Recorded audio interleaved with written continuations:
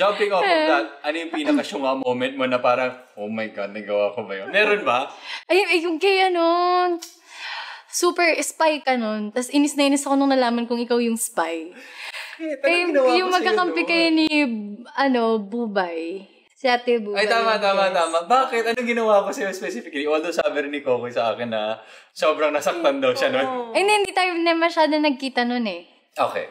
Hindi tayo, pero parang may mga games na tayo na parang... The CD games. Oo, yung CD games. And hindi ko alam yon.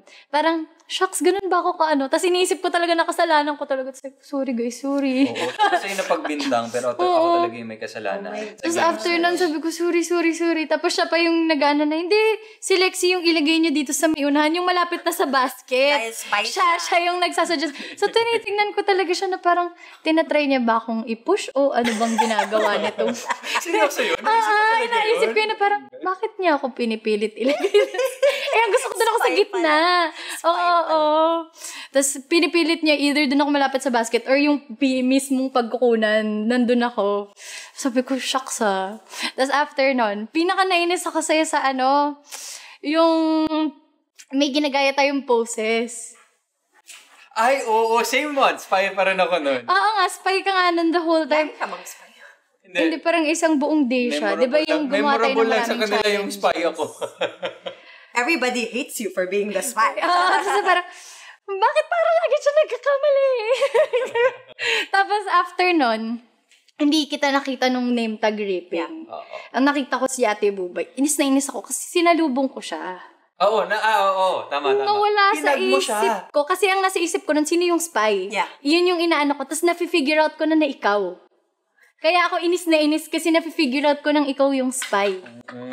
Sobrang olats ni Lexie doon. Sorry. Sobrang olats talaga. Kahit sa mga comments kasi, kaming dalawa ni Bubay yung pwedeng mag-rip. Yeah.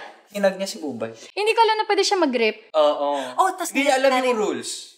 Ay, Lexie. Oo, tas parang...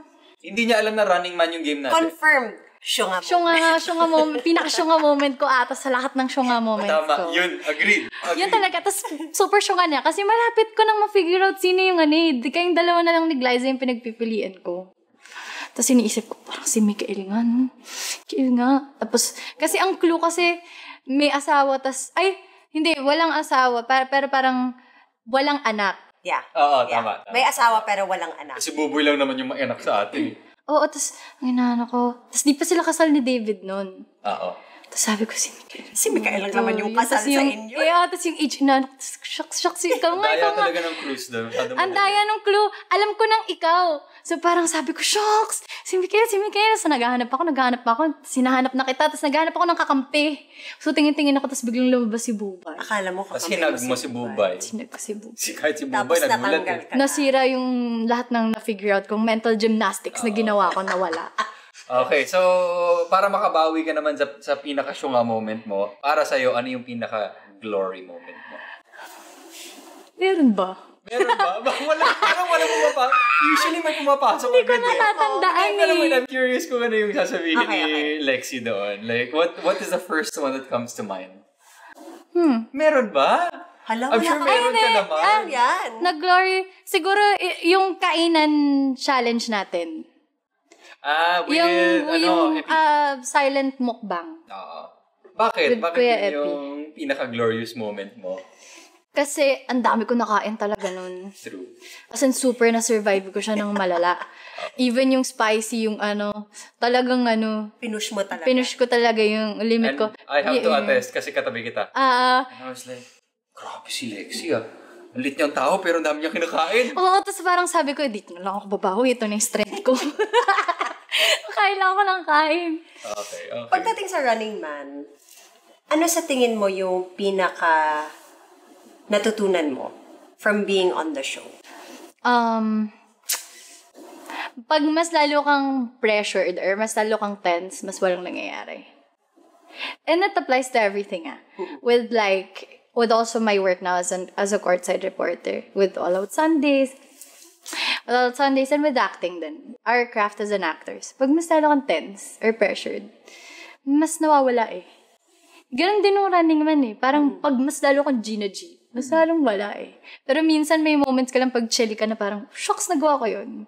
Oh. And when you let it go, parang doon talaga lumalabas yung moments kung saan kumakapit or nakaka-relate yung audience. Yes, yes. So I think yun eh. Parang sometimes we just have to let go.